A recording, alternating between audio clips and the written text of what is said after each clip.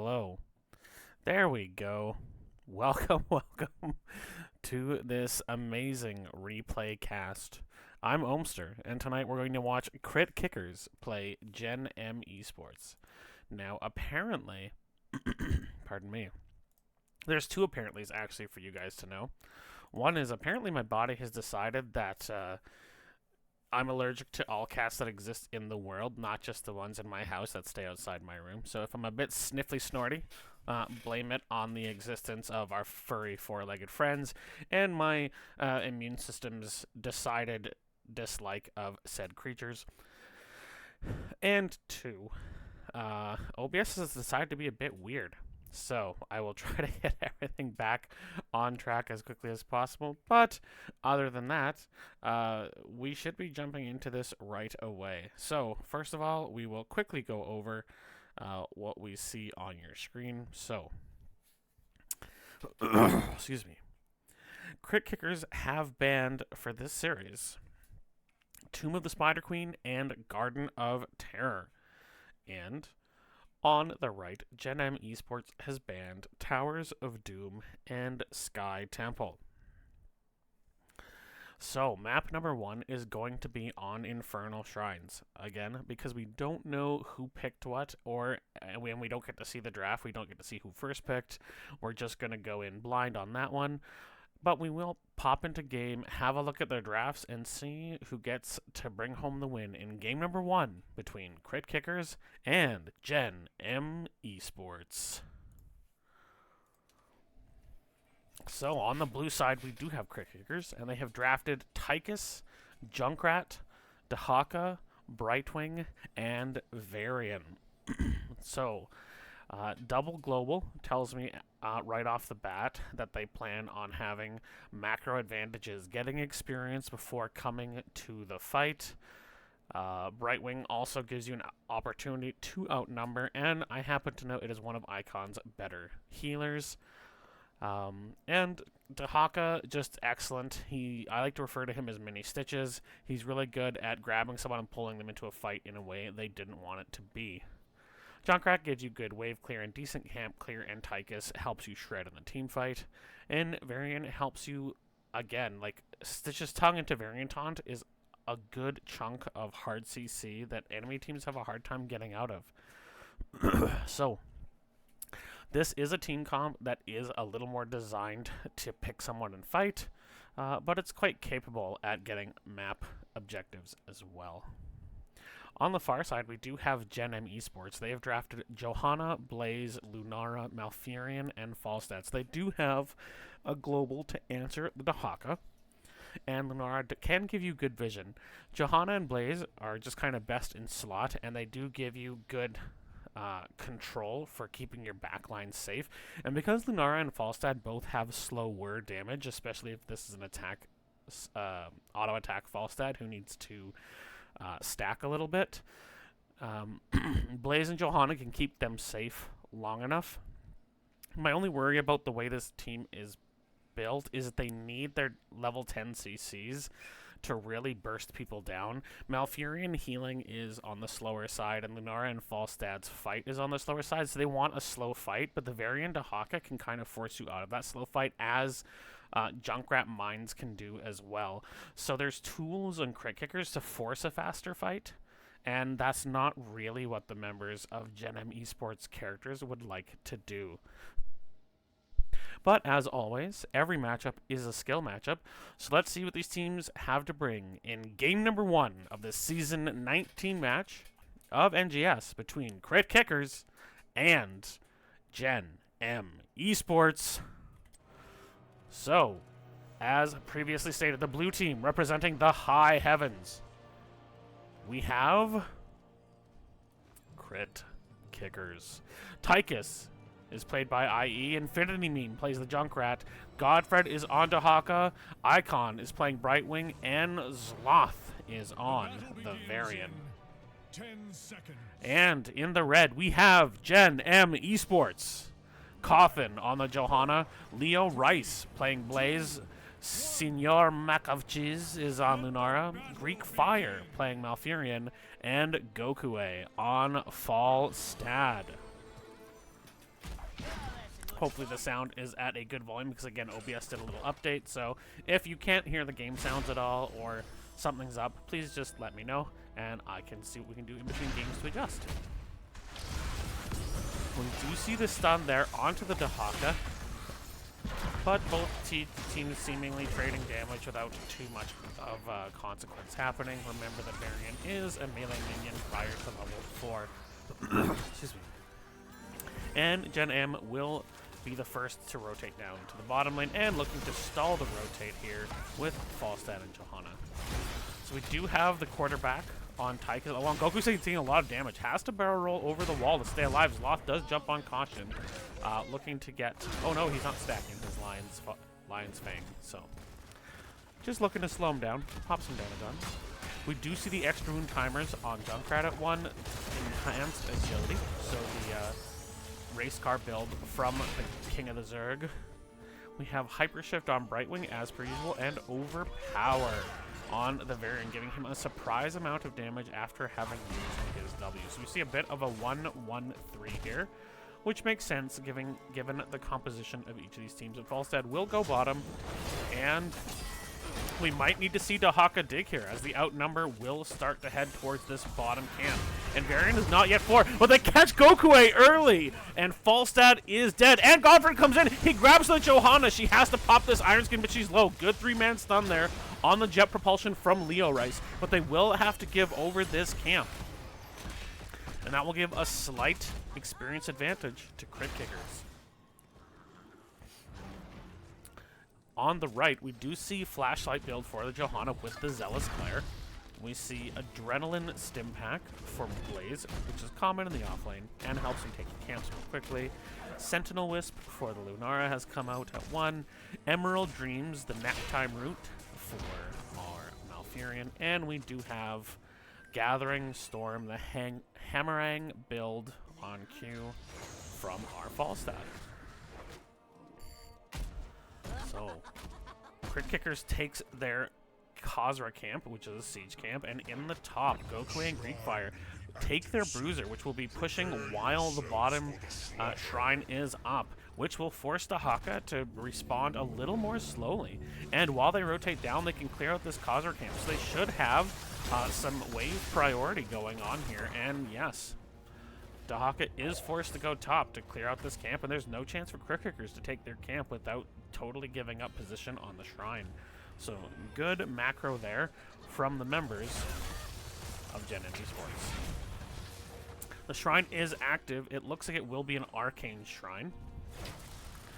Gokue is alone in the bottom, is playing it safe though. Zloth does have access to taunt now, so everyone who's squishy, like Gokue, will have to be careful. Even just being that far away, Gokue pulls out the barrel. The taunt is on a Johanna. Now the Iron Skin will come out. The Naproot does go out onto Varian, and he's blinded now, and now he's stunned. He has faced all sorts of medical maladies in quick succession.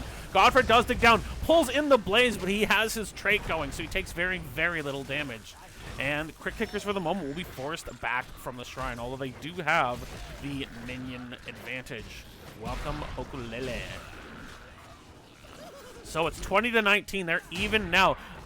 They jump onto Leo Rice, and he's going to take a lot of damage from the trait of Tyke. He's at 85 damage. He goes down, and trying to save him was Lunara, but she will die as well. Cawthon gets bumped back and then polymorphed. Some great CC chains from Crit Kickers. The Iron Skin is lasting a decently long time, though. She did take Hold Your Ground, but it's not long enough. Gets the tongue drag from Godfred, and they kill 3 for 0, which will let them take this shrine and siege up the Burning Hells with an Arcane Punisher in the bottom lane. They'll also step up to steal the Khazra camp here. Now, because the Hawk went down, it did let Falstad fly top and completely take the gate in the top lane. So they will not go for getting nothing here. The jump onto Sir Mac of Cheese, Senor Mac of Cheese, Senior Mac of Cheese, Senior Mac of Cheese. That must be it. SR is senior, right? But they've already got this Punisher down to about a third. Now the arcane lasers are helping. The jump is there onto Johanna. Out comes the taunt immediately, and the grenade. So much damage. And that is almost a full level lead for the members of Crit Kickers here, while the offlaners do their double soaking business. Meanwhile, the other 4, they make it very clear that they're coming for this bot camp, but at this time, the members of Gen M Esports are not willing to invade. A bottom camp will go over, and 10s will be coming in about 2/3 of a level 4 crit kickers. It looks like, oh, they were looking for the rotation gank, but the Sentinel Wisp there prevented them from surprising Gen M Esports. So well used there by Lunara. In the top lane, both offlaners seem pretty content to just clear the minions and ignore each other. There is going to be a bit of a siege up here. There is a root and a nap on IE's Tychus. The convict looking to have his dirt nap. So 10s will come out, and Commandeer Odin will pop out for this siege. We also see Riptire on Junkrat. Adaptation, so there will be no isolation casts for the Dahaka. He has gone adaptation for that survivability. We've got Blink Heal on the Brightwing and Warbringer, so no shield wall, no protect for Varian. Instead, he can now charge much more frequently and can charge to allied heroes. Falstad was soaking XP in the bottom, meaning that he could push the wave in, and he gets his team to 10. So there's Bunker for Blaze, Leaping Strike for Lunara, Twilight Dream, the Silence for Malfurion, Falling Sword, and not the Blessed Shield. I would have thought Blessed Shield. But they're looking to invade here. They're 10 and they do have their ults. The Mighty Gust is here for Falstad as well. Godfred does come down. They get the taunt though onto Greek Fire. Out comes the Twilight Dream. It shoves everyone back with the Mighty Gust. And so even though they were the ones to engage, they're also the ones to force the disengage with the Mighty Gust when that fight did not go the way they wanted it to. And that is actually a luxury you have with Falstad in tight quarters. You can force a fight, and if you don't like the way it's going, just get the duck to sneeze. And everyone goes, ah! So, duck sneezes. They're a good thing. It's a good thing. Up in the top, Leo Rice is shepherding a good chunk of minions toward this top fort, so there will be a rotate towards that. As Dahaka looks to soak experience the bot lane, but it does look like they're going to try and gank the slippery Zerg, but he does get out safely. So, this time it will be Crit Kickers taking their bruiser just prior to the Shrine activating. This time it will be a Mortar Shrine. It looks like they're trying to catch Leo Rice here. The bomb's going to knock him back. He's taking so much damage. The bunker will be popping. He's at almost no health. The jump propulsion may get him to health in time. The tongue misses from Godfred. And Leo Rice will get out by the skin of his teeth. Excellent play there from Crit Kickers. But no! The Tychus grenade finishes him off. It looked like he was safe. He looked like he would get away. And Tychus goes, "It's about damn time." So 13s will be here very shortly. Godfred looking for the drag onto Falstad. Gets it. Tons of damage coming out from IE, and they blow away. The dwarf and his duck are deceased. In the bottom, Lunara's going to push hard, and Godfred will come bottom onto Haka to try and goes for the drag. It does miss, and Lunara can bully a melee character like Dahaka here. But the Shrine is under complete control for the members of Crit Kickers, meaning that Leo Rice will look top. Oh, that was a very funny interaction with that opening.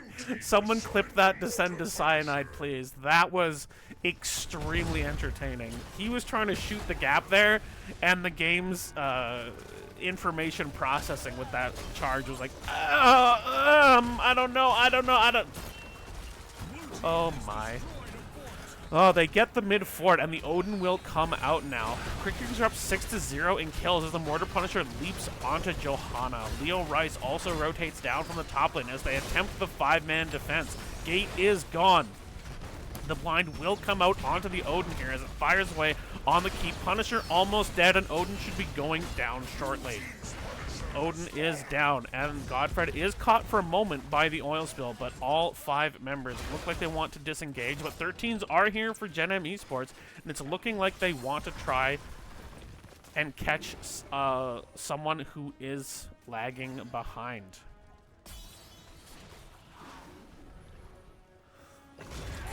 They catch, falls out on the rotation, so much damage! The Riptire comes out and blows the dwarf away. Leo Rice is caught, but Twilight Dream will come out. Godfred's asleep, forced to use his trait to get his hit points back. Leo Rice with the big stun there, but he's incredibly low. Will the Tychus Grenade come out and kill him again? Godfred looking for the drag, but an excellent oil spill will keep Leo Rice alive for now. The grenade, in fact, comes out on Cawthon, who's down to 300 hit points, is down to 0. And will have a rest at the Hall of Storms. Hey, Falstad, what you doing? Come back to life. I don't know about you, Joanna. Kill the fairy. Welcome, welcome. So, in the bottom, we have, once again, Crit Kickers taking control of the bottom Khazra camp. And it looks like Falstad will start this top camp for Gen M. 16s are here for Crit Kickers, and they have had consistent control of this map since the first shrine. We do see here a Q build coming out for IE's Tychus. Oh, but the invade comes from Crit Kickers. Although down here, Icon has been caught out, and the Leaping Strike will kill the brain. No, she blink heals, but Godfred forced to come in to keep the Fruit Fly safe as the rest of the team does steal the Bruiser camp. In the bottom, Gokwe is going to clear these Khazras and this Catapult, but they've already taken out one tower on this bottom gate. And while this camp pushes hero, Leo Rice is forced to respond while the other all five members of Crit Kickers push down the gate and are looking to take down Gen M's last fort, their last bastion of outer safety. So they will siege up hard, and with no way to respond and a full 2 levels behind, Gen M Sports is going to let them, and they have to let them. They have to hit 16 before they even try anything. Now, they have gotten their Khazra camp. They're working together to get as much safe soak as possible, as they want to be 16 before this next Frozen Shrine activates, and that's the last thing you want. Down a talent tier to give up a Frozen Shrine into your keep. That is bad news. Lunara manages the back before she can gank. That's incredibly good news for Gen M Esports. They will be 5. Now, they won't be level 16 before the Shrine activates, but it shouldn't take too much longer than that. Crit Kickers is taking their Khazra camp before they hop onto the Shrine, and they're going to have to put some pressure onto Gen M Esports by starting this quickly, and they do. 16s looking to come in for Gen M Esports. They're just waiting. They're getting this minion wave. There it is. They need to pick their 16s and come in quickly. Cawthon steps up with the Johanna. Pings the defense. Sloth goes for the taunt, but no. Iron Skin was up first, but out comes Riptide. It hits 2. The polymorph onto Cawthon will kill the tank. Godfred comes in, is trying to grab Senior Mac of Cheese, but is unable to get the tasty treat. Whether venison or mac and cheese, your choice, but Dahako is going for it. With their tank dead, they have to give up this Punisher, and a Frozen Punisher will begin marching towards the bottom fort, representing the Burning Hells.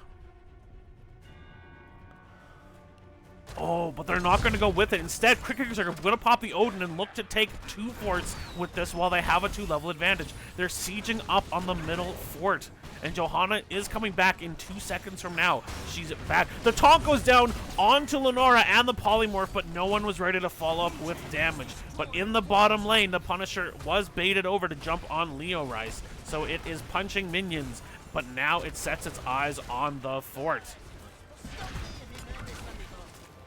And there is the jump onto Lenara. She gets caught. She gets rooted. She's taking so much damage just from the Punisher. She's down to about a 20th, or sorry, about a 5th of her hit points. Tons of damage there. And now they have to be careful of the roots again. Cawthon gets caught as they do kill the Frozen Punisher. But the freeze is onto this bottom keep, and it's at about a quarter of its health after all that. Meanwhile, Dahaka is shoving in top, and Crit Kickers are only a half level away from 20. They've been dominant all game, and they're about to be even more dominant when the 20s come in. Now, we do see an attempt at the invade here from Gen M. They want this pre-20 fight. It's their last and best hope. Godfred will come in with the super speed, does grab the healer, but he gets blown away as the Twilight Dream is popped out. IE is incredibly low. The taunt does go out onto Cawthon, And there is the sleep onto Zloth. He's not able to peel for his team as Icon is incredibly low to this Lunara. But now Zloth has been left all alone as the rest of his team is low. He's trying to get at least the healer, but no. Greek Fire manages to sidestep and just hardly micro his way out of the damage. So Falstad will go top to clear waves, but as they hit 20, it's in fact a 2-0 for Gen M Esports, and Crit Kickers has to take a moment and step back. They did not expect the 5-man invade, and unfortunately Godfred got isolated here on the bottom and blown away before he could add any value. Now they're looking to invade, and with 2 teammates lost, it would be wise to give this up for the members of Crit Kickers, and it looks like they will. Now for the 20s, they took Big Red Button on Tychus, Cannonball for Junkrat, Change is survival. For the Zerg, Change is survival, we've got Fairy Protector from our Fruit Fly, and Glory to the Alliance. IE is backing Gokui, not quite getting there in time, but now the first fort will fall on the side of Crit Kickers, and charging towards them. They had a 3-level disadvantage, and they narrowed it down to a 1.5 levels on the side of Gen M Esports, and all it took was one good fight. They were down 9-0 in fights, or in kills, but the last 2 kills are theirs. And they are, at least temporarily, in the driver's seat of this game. There is the charge onto Godfred. He's keeping an eye on their opponents here. The phase shift will come out. And now, as Falstad finishes this bottom wave, now all the wave prio is in the advantage of Gen M Esports. They've managed to get themselves back into game number 1, and they will be able to hit 20 this time before the final, before this probably, well, I can't say it's the final shrine, but before this shrine activates. It will be an arcane shrine. They were looking to see, and Falstad's not here anymore, but they will pop the Odin and the Big Red Button and look to take out this bottom keep, which will mean there will be hard catapult pressure coming down the lane towards the core while the shrine is in the top. Very, very heady play, a smart play there from the members of Crit Kickers as Dahaka goes top to try and clear out this bruiser camp. 20s are in for Gen M. We're now on the even final talent here. We want Heaven's Fury from Johanna, Fortified Bunker from Blaze, Intensifying Toxin from Lunara, so her damage is no longer tickle. Astral Communication, which allows Malfurion to teleport with Twilight Dream, and the Wind Tunnel from Falstad if there was ever any doubt. So the fight has started. The taunt does go out onto Johanna. Tons of damage onto Zloth here. He's melting, but the Wind Tunnel actually saves Varian's life. But Icon is caught and silenced and blown away. Coffin gets incredibly low in return, though, but there's no one who can punish for that. Godfred did have a nice little nap here at the top, but now they are 4v5, and they can continue to do this because there's a huge minion wave coming up in the bottom. They're going to have to send someone back, and it looks like it will be Falstad backing, which means they're going to fight. They jump on Lunara. She's blown away. The falling sword will come down, and Zloth is taking so much damage out of 300 health, 200 health, and instead they get to IE. Instead, it is now a 3v3. They get Leo Rest. Oh, they heal to Zloth from his level 7 talent. Means he will barely survive, and now Infinity Meme is dueling Greek Fire, but Malfurion has no hope. Oh, Gokui was hoping to come top to help, but the triple kill on the Junkrat. That incredibly clutch timing for the victory rush heal to come in for Varian. And now Godfred is pushing in these minion waves, trying to make life more difficult for Falstad. And the Arcane Punisher will come to life on the side of the High Heavens and Crit Kickers. And very smart plays there, knowing the pressure would force someone to back, or if they didn't back, they could win with Winions. So Falstad is in the base, trying to get his health back, but that means that they're free to attack the core, and with no one coming back in the next couple of seconds, game 1 will go to Crit Kickers. So the kill is 13-4, and they did have the first advantage there up in that top lane team fight. They got the kill onto Brightwing, and with no healer, it seemed like they were really going to be at advantage in that fight. But no. Again, with the pressure they forced in that bot lane, a huge wave rolling up, it gave macro pressure to crit kickers. And again, I think the reason they stuck around, I don't know if they expected someone to go back. I think they wanted to prevent someone from going back. They wanted Winions to win, and even if they lost, say, 2 more people, if they prevented the backs in time, the catapults at this stage of the game would have done crazy damage. But Falstad did go back, and again, that victory rush heal timing on the variant was bonkers.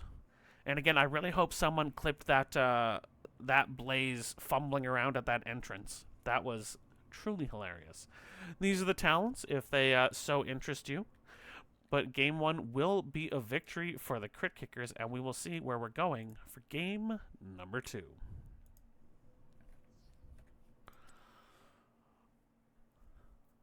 And it was really nice to see later in that game the life come back into our team from Gen M Esports. It was looking so dominant for crit kickers, but Gen M Esports unwilling to give up, unwilling to kind of just turtle up and say we don't know what to do. They made a smart call to attack the bottom when not all 5 members were there, and as soon as there was even the slightest overextension from the Dahaka, they punished it, and they punished it quickly. They killed him. They killed Zloth's variant, and that let them get a fort. It let them get minion pressure back out. It gave them a lot of opportunities. Unfortunately, they weren't prepared to stop the siege on the bottom keep, and after that went down, it put them in a truly difficult position.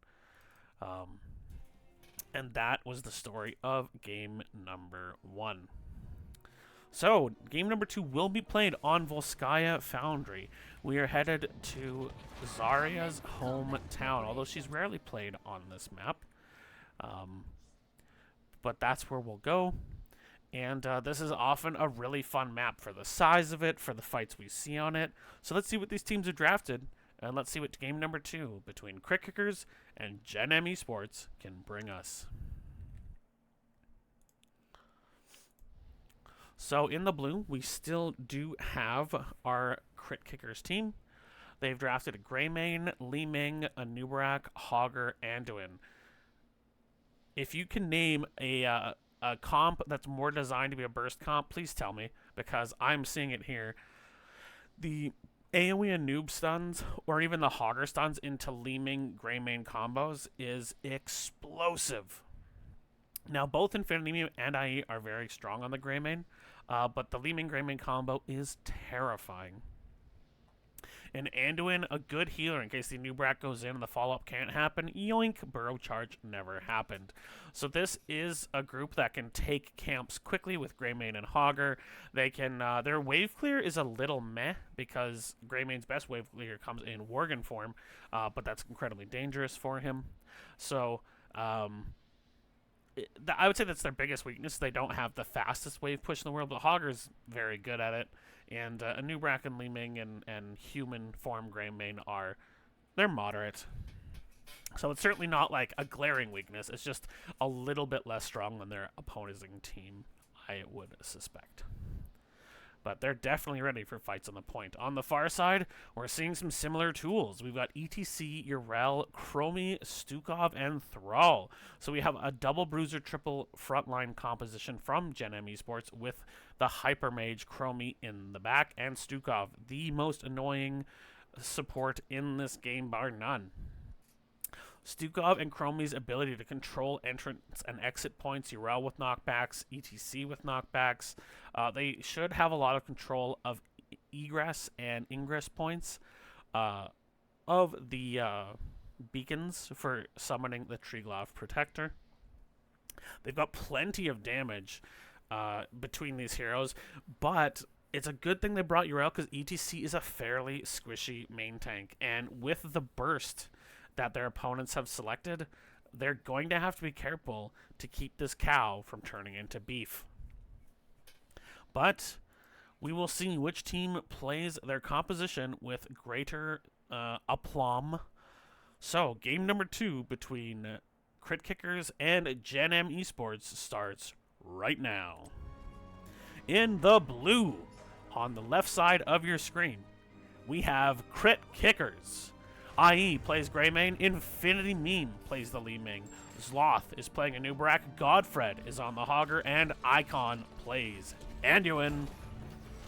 And on the right, we have Gen M Esports, Cawthon on the ETC, Leo Rice on Urel, Kobo on Chromie, Senior Mac of Cheese on Stukov, and Gokue playing the Thrall. So it looks like we're going for the Anub Beetle Cheese on the bot lane, again with a team that can do a lot of damage very quickly. They've noticed that there is no one mid.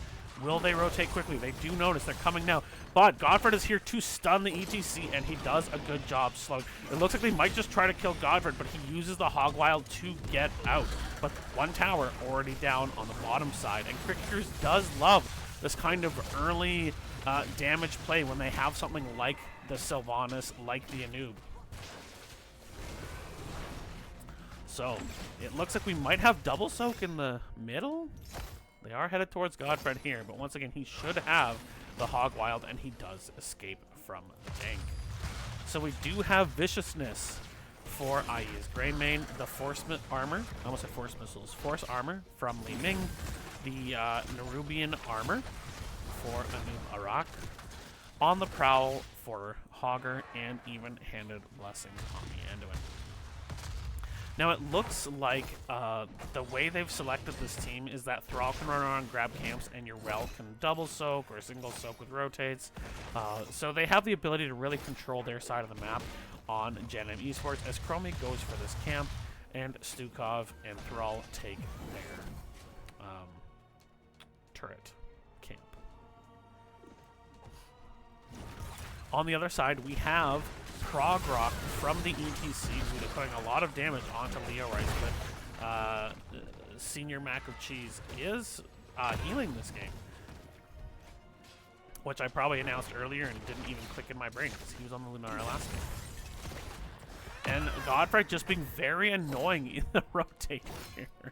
But Urel has very good sustain and can get herself back to a healthy amount of HP fairly quickly. We have Dauntless for Urel, giving her physical armor after using a basic ability. We have Time Walker's Pursuit for the Chromie for greater vision.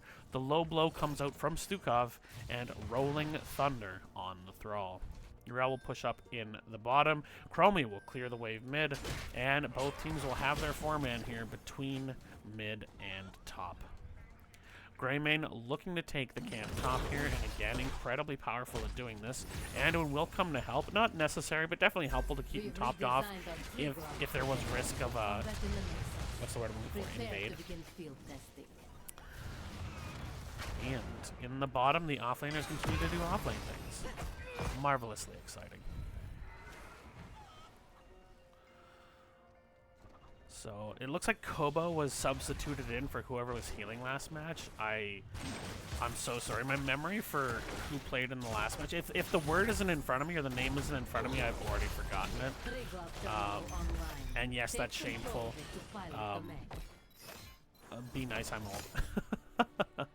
We have the Triglav Protector Beacon up, and we've got Senior Mac of Cheese sitting on the point and collecting percentage.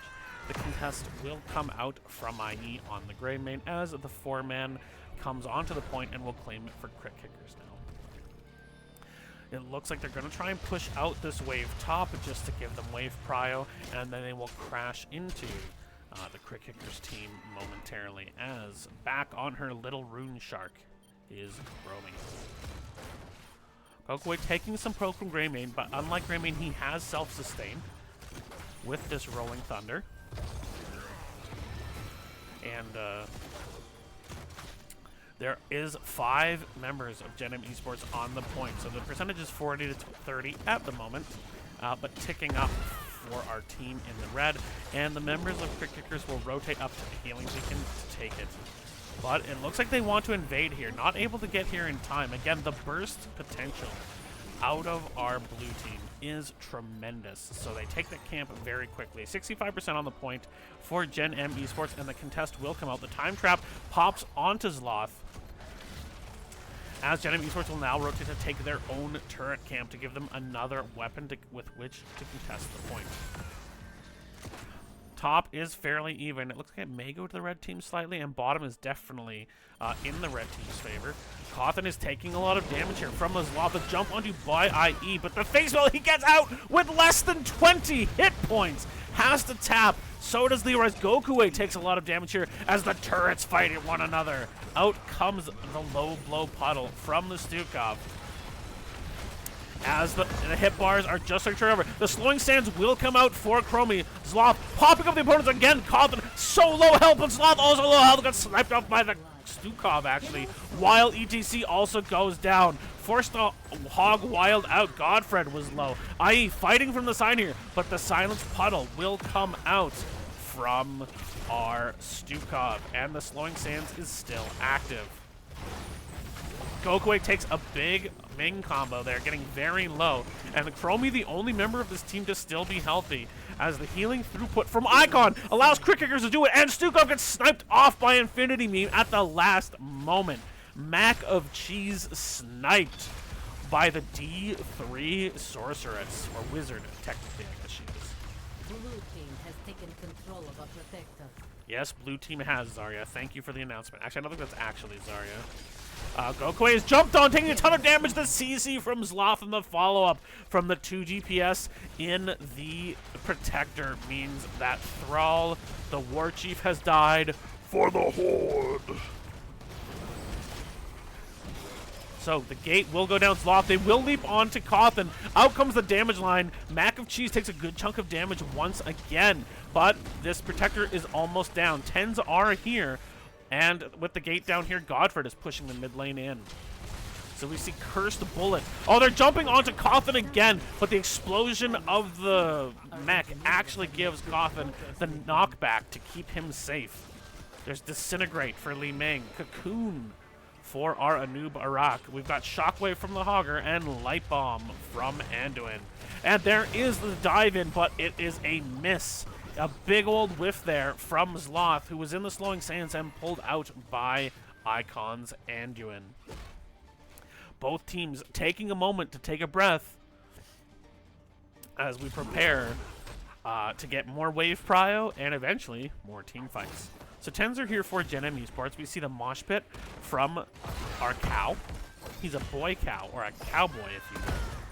We have the Ardent Defender from Ural. Slowing Sands we've already seen. We've got the Flailing Swipe from Stukov and the Sundering from our Thrall. Now, one thing I will say, Sundering is stronger at 10 on this map for Thrall.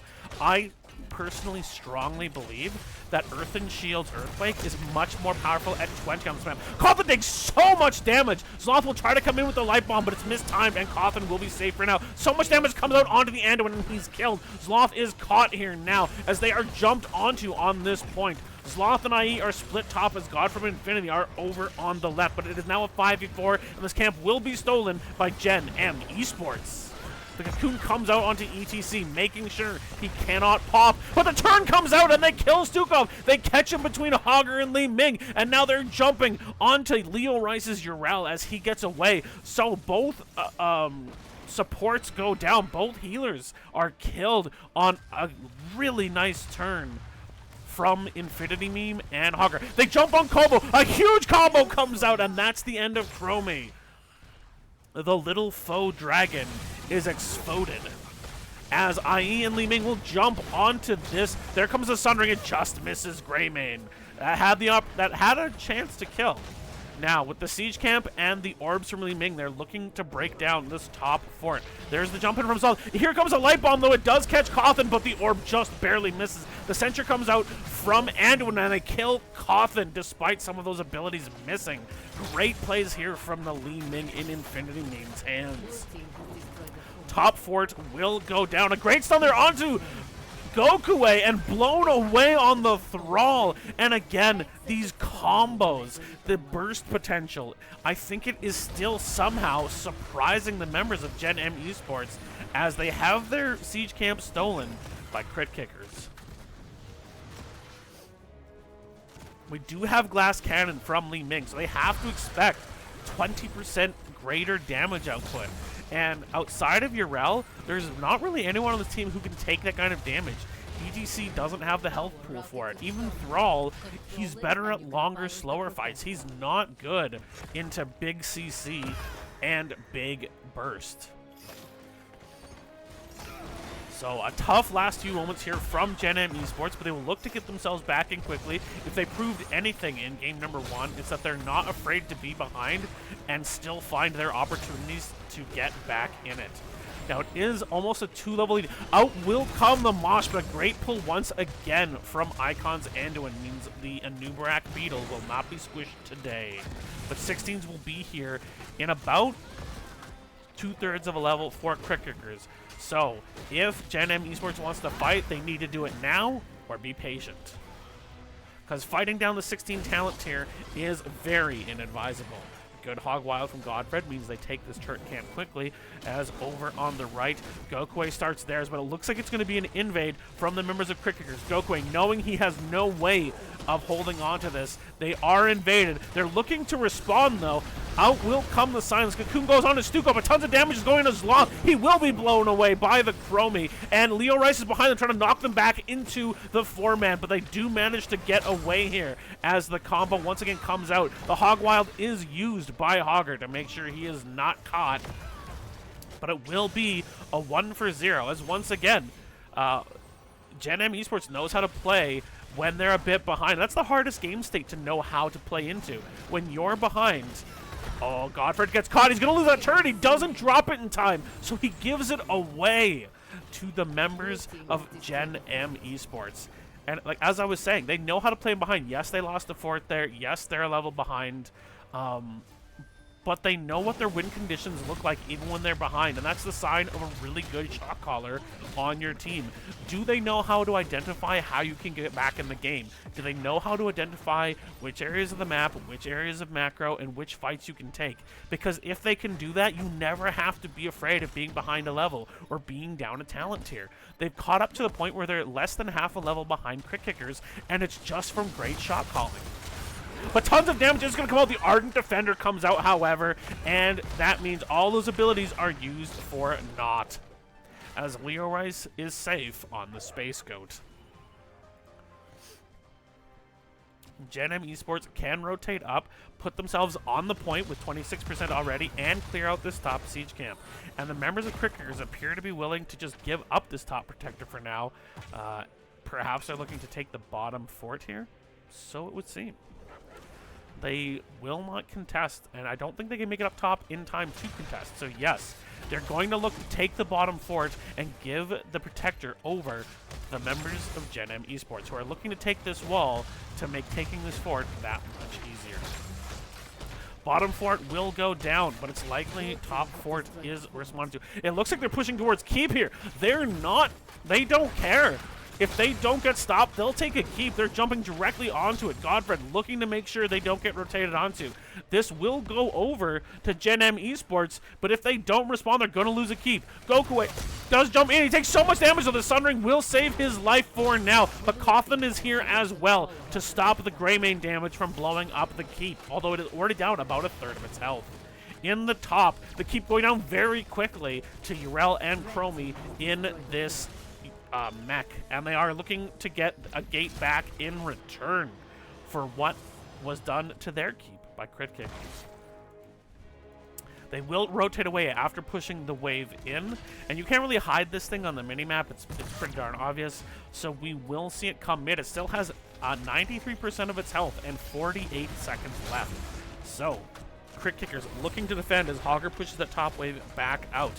They have managed to retain about a half-level lead into level 18 here, but they are going to rotate back. Coughlin looking for an opportunity to catch someone. He does jump onto IE, and the Mosh will catch two, and it will be canceled once Greymane is pulled out.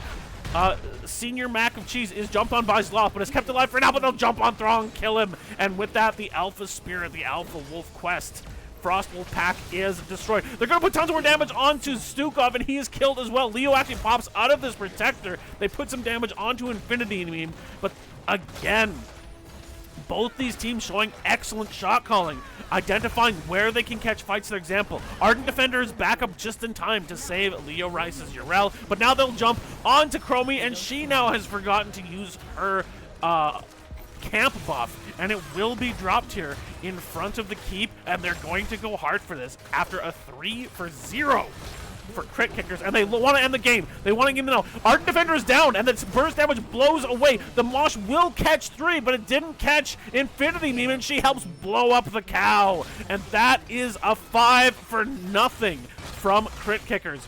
Gokue is back alive on the Thrall, but is not looking to contest. Now Stukov is up and will come out. Out comes the Lurking Arm. Thrall still at the point, and that will be it. Game number 2, and this series will go over to Crit Kickers. GG. So as we were saying, like, a really good opportunity to come back for the members of Gen M Esports when the game had been fairly in control by Crit Kickers. They get that top Protector, but again, very, very smart call from Crit Kicker Shot Caller, who I believe is whoever the tank is, so that would have been Sloth today. Goes bottom, takes the fort, but doesn't stop there. They go, yeah, you can charge our fort, but we can take your keep. And they force that split. They force that response. And then the abortive attempt to catch Greymane, and a great pull from Icon's Anduin. And he did have the Hogger caught in it, but that wasn't enough. So we actually saw the Mosh cancel from ETC there. And then the fight is so split, and they still have the Protector, which, despite what you might think, is not a great device in a team fight. It lacks the ability to target effectively enough, and the cooldowns are long enough that having your Chromie and your Urel in there means you're losing valuable CC and valuable damage. And so structuring the fight around the Protector, catching out the support, catching out the ETC who'd gone up so far kind of north in that choke point for the mosh pit. Just a great fight came out there from Crit Kickers, and that won them the game. They won that fight, they pushed up, they got the keep, they weren't afraid to jump onto the remaining members, and that was all she wrote. So, GG's, there's the talents if you'd like to see them. Well done here by Crit Kickers, and thank you to both teams for being so entertaining. So game number 2 will go to Crit Kickers, and they will win this in a domination, meaning they earn themselves 4 points here. And even though this is a replay cast, I do believe I might be able to grab someone from the members of Crit Kickers to do a quick interview here with me.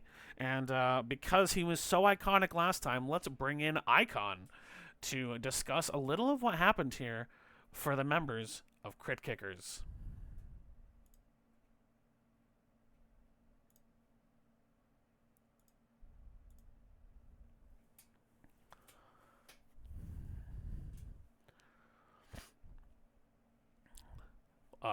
Once he pops in, at least.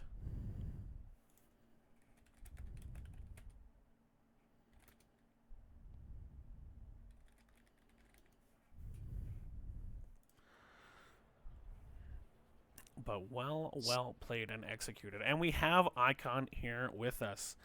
Icon, first of all, congratulations to you and Crit Kickers. Really well played, some great calls. Whose call was it to go for that bottom keep or the bottom fort and keep as Gen M Esports was taking that top beacon?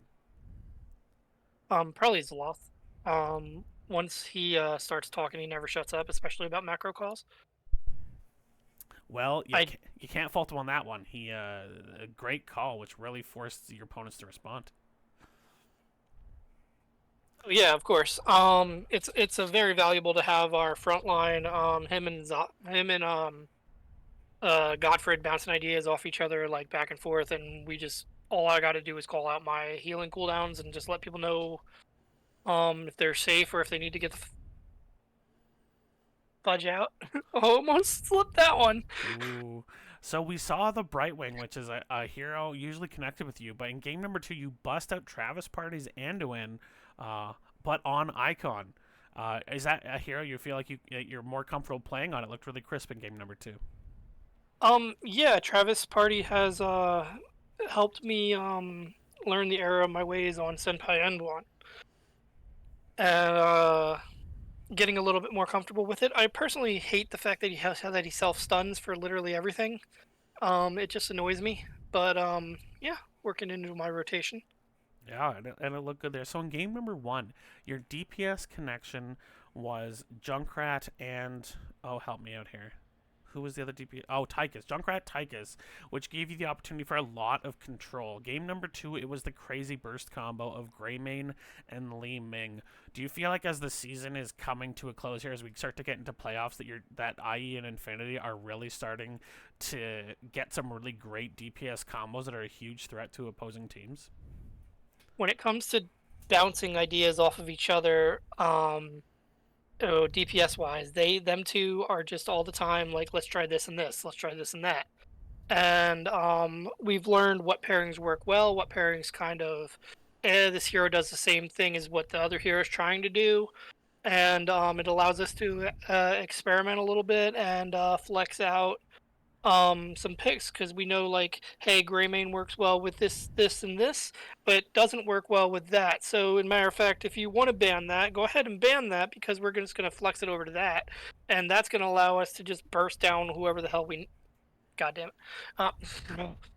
Um, burst down whoever we need to, or we're just going to have sustained damage coming out of IE. So they're literally unbannable in a way because they just have so many flex picks that they sit there and they get online and they're like, hey, we got to try this and this. And sometimes I'm like, that's not going to work, but they're like, trust me, it's going to work. Yeah, and the chemistry looked great here as every time Zloth went in, Infinity and Greymane were just ready to follow up. Before we pop over to shoutouts here, in both games, Gen M found a moment to bring themselves back in, but you guys didn't lose your composure. You just waited till the next opportunity to take control again. What would you say about the resiliency of the mental in Crit Kickers right now? That's a credit to yet again our front line just being so communicative. They know when to just be like, hey, screw it, we're backing up. We're not going to give them this. We're not going to give them that. They can have whatever they want on the map, especially if we find ourselves in a bad situation where if I screw up and I let somebody die. Um, the the one team fight there, they got two of us. It could have been three, but I saved Tychus. Um, they literally have the momentum in their favor. What's the point of diving in on them and trying to get a counter kill or something when we can just say screw it? We'll wait till we're five again, and then we will push our advantages the way we were before. And again, played very. Both teams had some excellent shot calling in this series. So honestly, kudos to both shot callers to both teams. So who would you like to shout out before we bring the interview to a close, Icon? Um, I'm going to shout out Gen M for pushing us because yet again it was another hard team to scout. We had to really take time to learn based on how they play, what their play style is, and who was the important things to ban. We had to ban Lucio, both games because he's just uh, that guy watching those videos. I'm sorry, I'm not letting you cleanse every single little thing that I'm doing, and that's the kind of player he is. So that was key. We also noted their tank player and their offlaner. I believe it's Leo Rice. Leo Rice can control games, and you're not getting Leo. You're not getting Lurk on that here on that. I'm sorry, you're just not doing it. And those were what we committed our bans to. And we said, we're going to give him some other strong heroes. I think he played Blaze. That's a really strong pick for him, but that's what we had to sacrifice in what we believed would help us in our scouting and in our victories. So we really trust that process. Um, they're a hell of a team, and I look forward to playing them in playoffs. If I think I'm not sure. Do you know if they're going to make it? I'm not sure. I only know the rules for David E and D from Raka, so unfortunately I can't Okay. help you there. Any other shoutouts before we call it? I'm gonna shout out IE for all the scouting he does. Hmm. A Travis Party for being ready and available in case I'm lagging or the kids need some help, and just the rest of my team for just being such cool guys and ready to come in attack each week with a different mindset based on what we see in the replay reviews that we do. So yeah, and you for casting. Thank you. Oh, always a pleasure. Well, thank you for joining us, Icon, and thank you for joining all of our viewers who checked out this replay cast on a Friday night. Um, the VODs will be available on Twitch for 7 days, and after that, or even later tonight, will be available on YouTube. Omster. GG's to these teams. Thank you to Icon for doing an interview with us after a replay cast. Toki might still be streaming, and if he is, we will raid him. But I hope you all have a great night, a fantastic weekend, and we'll see if we have an opportunity to cast some more tomorrow on Saturday. So, GG, go enjoy yourself some Heroes of the Storm. But first, we'll try to raid. I know how to do this. I know how to do this.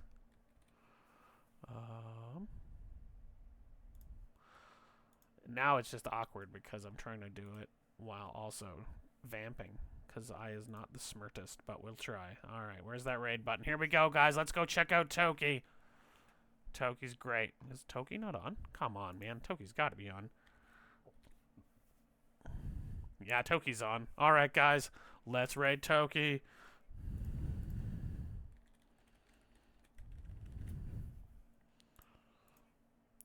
Alright. Apparently, you guys get to choose whether or not you want to raid. So hop onto this raid, and we are going to hit the raid now button. Let's go.